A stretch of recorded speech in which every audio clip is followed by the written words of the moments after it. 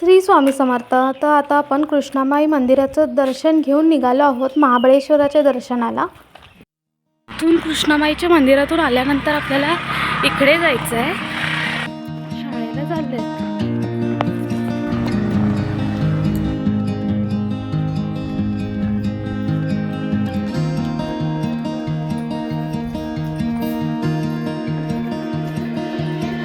Old महाबळेश्वरमधील हे मंदिर भगवान शिवाला समर्पित असलेले एक अतिशय प्राचीन आणि पवित्र तीर्थक्षेत्र आहे.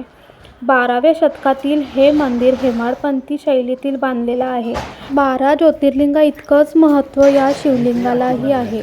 मंदिराचे आवार दगडी भिंतींनी वेधलेले असून मंदिराच्या गाभाऱ्यात 500 वर्ष जुने शिवलिंग आहे आणि येथे नंदीचीही सुंदर मूर्ती आपल्याला पाहायला मिळते.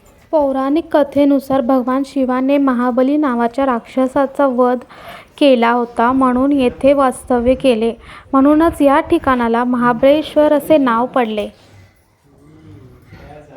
तर इथे आपण शिवलिंग पाहिलं तर आपल्याला रुद्राक्षाच्या आकाराचं दिसतं. अगदी तंतोतंत मोठा रुद्राक्ष आपण पाहतोय की काय असं भासतं. ओम नमः शिवाय. आणि इथेच 6 जानेवारी 1665 साली छत्रपती शिवाजी महाराजांनी आपल्या मातोश्री जिजामाता यांची ह्याच मंदिरात सुवर्ण तुला केली होती. तर सकाळी सकाळी महादेवांचं महाबळेश्वराचं खूप छान दर्शन आमचं झालं. काहीच गर्दी नाही, काही नाही. ओल्ड महाबळेश्वरमध्ये आलात की अगदी कृष्णामाई मंदिरापासून जवळच महाबळेश्वर, त्यानंतर अतिबलेश्वर आणि पंचगंगा मंदिर यांचं दर्शन आपल्याला घेता येतं.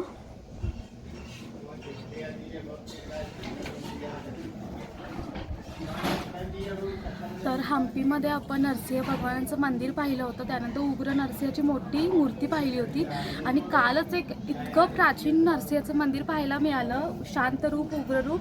आणि आज परत एक नरसिंहाचं मंदिर पाहायला मिळालं आहे. जसं मी महाबळेश्वराची माहिती सांगताना सांगितलं की अतिबल आणि महाबल असे 2 राक्षस होते, भाऊ आणि त्यांनी पृथ्वीवरती हाहाकार माजला होता आणि त्यांना इच्छा मरणाचा वरदान प्राप्त होता. त्यामुळे भगवान शिव, विष्णू आणि ब्रह्मा यांना प्रश्न पडला की आता ह्यांचं वध कसं करावे.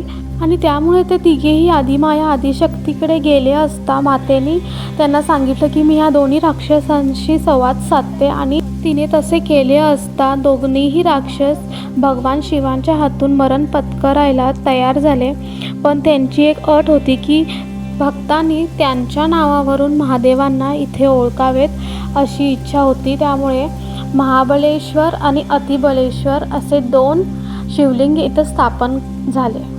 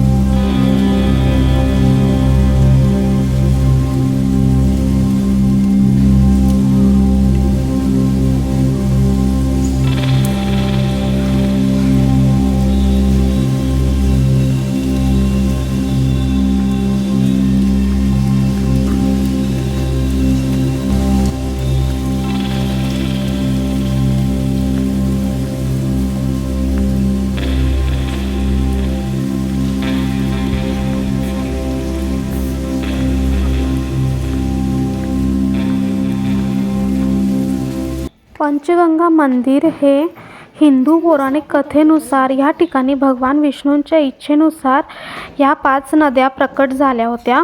कृष्णा नदीसह 5 नद्या ह्या इथे उगम पावतात.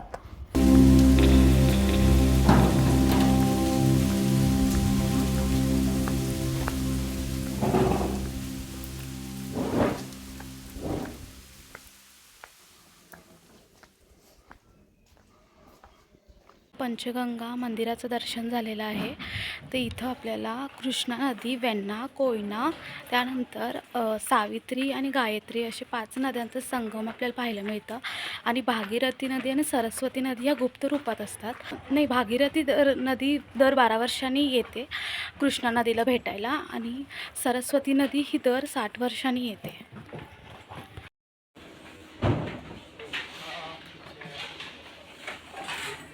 सकाळचे 9:30 वाजले आहेत आणि आमचा नाश्ता आता झालेला आहे.